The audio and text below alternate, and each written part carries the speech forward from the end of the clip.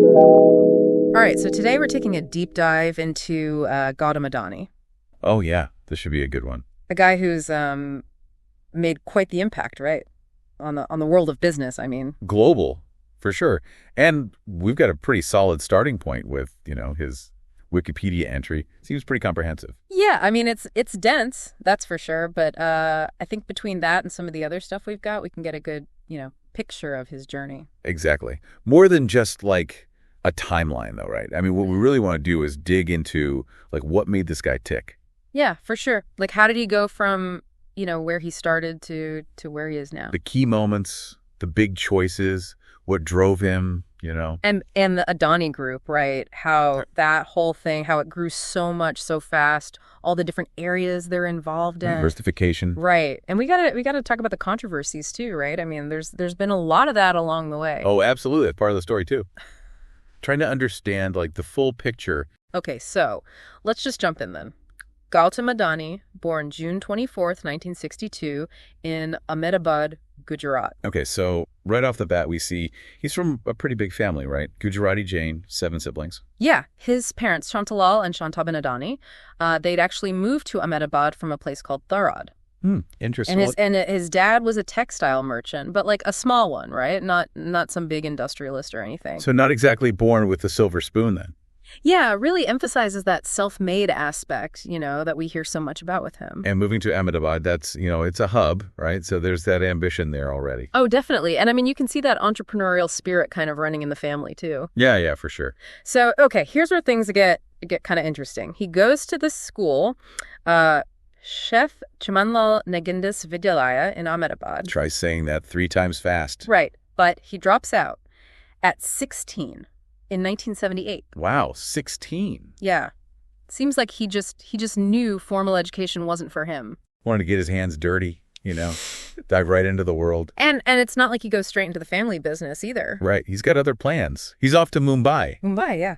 The big city. 1978, he starts working as a diamond sorter for Mahendra Brothers. That's quite a leap, isn't it? From textiles in Ahmedabad to diamonds in Mumbai. I mean, Mumbai's like the heart of the diamond trade, right? It's global, fast-paced, high stakes. You got to figure that experience must have been like a crash course in how the world works. For sure. Complex transactions, international networks. I mean, talk about getting thrown in the deep end. Yeah, definitely.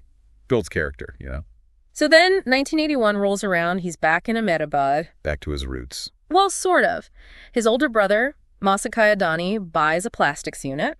All right. And Gautam takes over running it. So now we're finally seeing him manage a business, right? Directly involved in the nitty-gritty. Exactly. And it's through this that he gets into international trading. Oh, how so? Importing polyvinyl chloride, PVC. PVC, yeah. So he's dealing with global supply chains, logistics, all of that. I mean, you got to figure this is where a lot of his like foundational knowledge comes from. Right.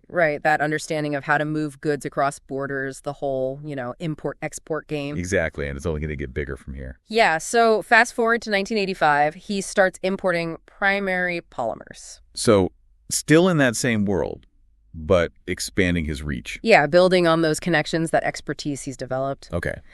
Then 1988, bam, he founds Adani Exports. Which becomes? Adani Enterprises. The mothership, basically, the holding company of the whole Adani Group. The foundation of the empire. At first, they're trading agricultural and power commodities. Smart move. Yeah. Focusing on those essential sectors, things that India needs. Totally.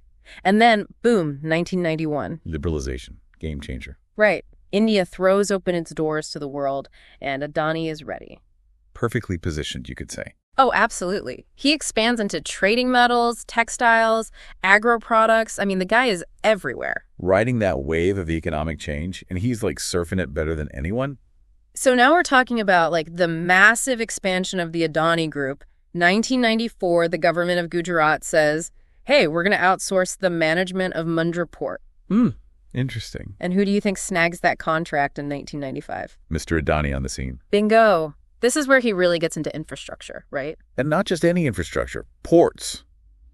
I mean, he sees the future, right? Global trade exploding. India needs its gateways. Exactly. So he establishes the first jetty there in 1995. And Mundra, it's not just any port, right? It's like the crown jewel. It becomes the biggest private sector port in India. I mean, think about that. From diamond sorter to building the nation's trade infrastructure. It's run by initially Mundra Port and Special Economic Zone, but then shifts to Adani Ports in SEZ. APSEZ. Yeah. APSEZ. They're the biggest private multi-port operator in all of India now. Huge operation. Handling like 210.150 million tons of cargo per year. That's insane. Yeah, you don't get to those numbers by accident. It's vision, execution, the whole package. So then 2006, another big move. Adani Power is born. He's going for energy now. Yeah, power generation specifically. Smart. I mean, as India grows, it's going to need electricity, lots of it. Tons of it. And Adani Power, they just like explode too. They end up with all these thermal power plants. How much capacity are we talking here? 40620 milliW. Makes them the biggest private thermal power producer in India. Wow, so he's dominating these key sectors, right? Ports, power, I mean, the essentials for a modern economy. And he's not stopping at India's borders either. Between 2009 and 2012, he's making international acquisitions. Oh, like what? Abbott Point Port in Australia. Okay, so that's strategic access, right, to key shipping lanes. Exactly. And then there's the Carmichael coal mine in Queensland. So securing energy resources, thinking long term. But that one also got him a lot of heat from environmental groups. We'll get to that. Let's talk about his personal wealth for a second. Okay, so February 2022, he hits the top spot. Richest person in Asia, surpasses Mukesh Ambani. A pretty big deal. Yeah.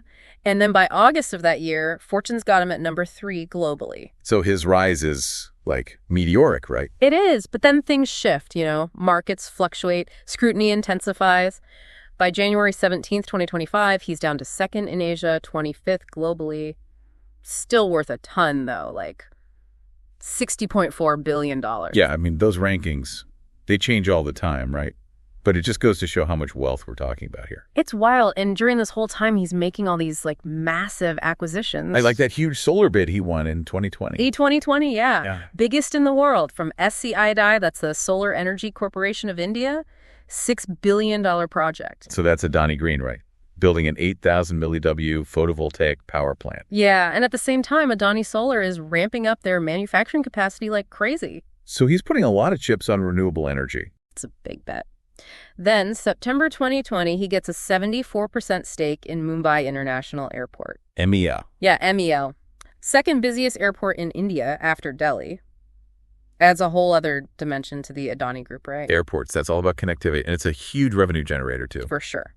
Then, May 2022, the Adani family buys Ambuja Cements and ACC. From a Wholesome Group for $10.5 billion. That's serious money. Yeah, cement is the foundation of infrastructure, right? Literally. So this move just cements their dominance in that area, pun intended. Nice. But then things get a little controversial. Yeah, with the NDTV acquisition, August to December 2022, they get a controlling stake in this big national news broadcaster. NDTV. And people were not happy about that. Not at all. A lot of concerns about editorial independence, especially because Adani is seen as pretty close to the ruling government. It's tricky territory, right? Owning media when you're also a major player in so many other industries. Big time. And that brings us to, the whole controversy side of things. The elephant in the room. Yeah. It goes back a while, though, right? There's that arrest in 2002. Oh, yeah. That cheating complaint. But the warrant was dropped the next day, so, Okay, so more of a blip on the radar. Yeah, but then there's the Serious Fraud Investigation Office, the SFIO. They file a charge sheet against him in 2012. This is about shared transactions, right? Yeah, cheating and criminal conspiracy, the whole 9 yards. A local court discharges him in 2014. Case closed. Not so fast. A Mumbai Sessions Court overturns that in 2020. So it drags on. Yeah. And it kind of sets the stage for what comes next. And what comes next is a bombshell. The Hindenburg Research Report, January 2023. Oh, yeah. This was huge news. Stock manipulation, fraud. The report accuses Adani and his companies of basically everything. And the impact is immediate, right? Share prices plummet. His net worth takes a hit. Massive hit. And Hindenburg really went in talking about unsustainable debt levels, risky financial practices. I mean, they painted a pretty bleak picture. They did.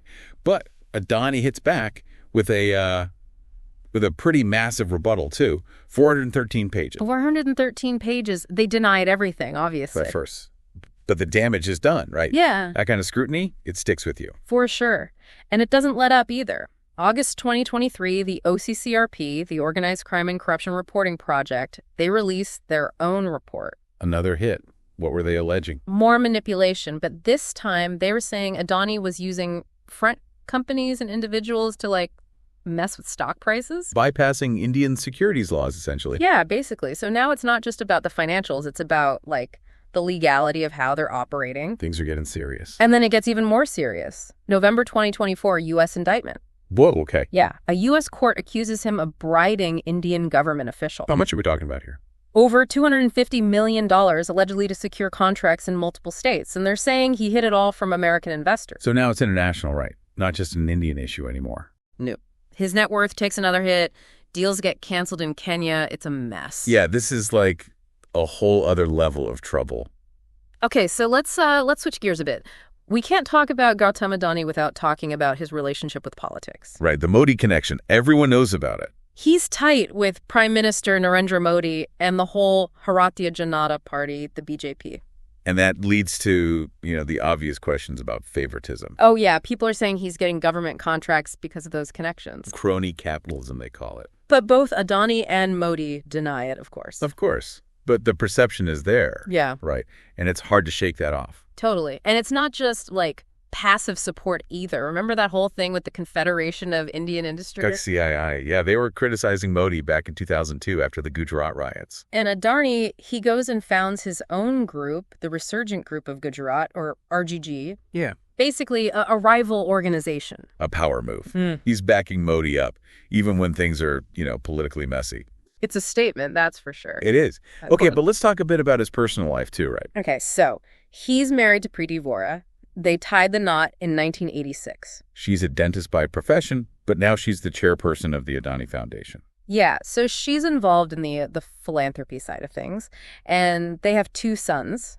Karan and Jeet. Karan runs Adani Ports and SEZ, and Jeet's in charge of Adani Airports and Adani Digital Labs. So it's a family affair. Definitely. And it's not all smooth sailing, even on the personal front. There's that crazy story from 1998. The kidnapping. Yeah, Adani and a business associate, they get abducted, held for ransom. Wow, talk about a scary situation. The two guys accused, they end up getting acquitted in 2018 because neither Adani nor his associate showed up in court to testify.